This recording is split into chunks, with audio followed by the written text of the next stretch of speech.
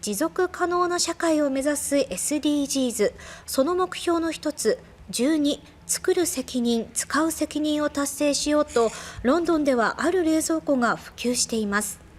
フードロス削減を目指して始まった取り組みが、人と人とのつながりも生み始めました。ロンドン中心部にほど近いコミュニティセンター。毎週金曜日、ある恒例の取り組みが開かれています。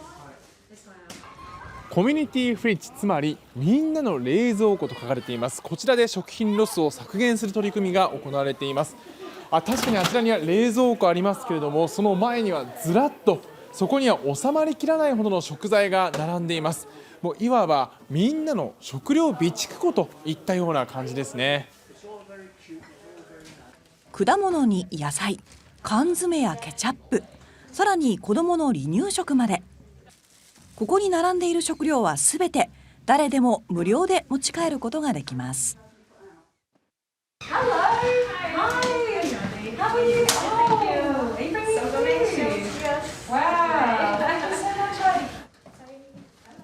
この食料、実はすべて寄付されたもの。家庭で消費しきれなかったり、賞味期限が近かったりする食材や調味料が集まってきているのです。イギリスで年間に廃棄される食品の量、実に950万トン。そのうちおよそ7割が家庭から出るフードロスだといいます。My concierge from my building, they collect some leftover from students or neighbors who doesn't need the food. So the project is really amazing because obviously we have to reduce and to be conscious about the environment and about to reduce waste. いわゆるシェア冷蔵庫の取り組みはここ数年で広がりを見せていて、イギリス全土で250カ所にも上ります。このコミュニティセンターではおととし3月から始まりました。当時オープンした背景にはフードロス削減以外の事情がありました。During COVID, we had a lot of families that were feeling isolated. You know, we had to stay in our homes. We couldn't go out. おととし3月からロックダウンが行われたイギリス。食料をはじめとした生活必需品の調達などを除き、外出は認められませんでした。ルールの中で少しでも交流の場が生まれればという思いも込められていました。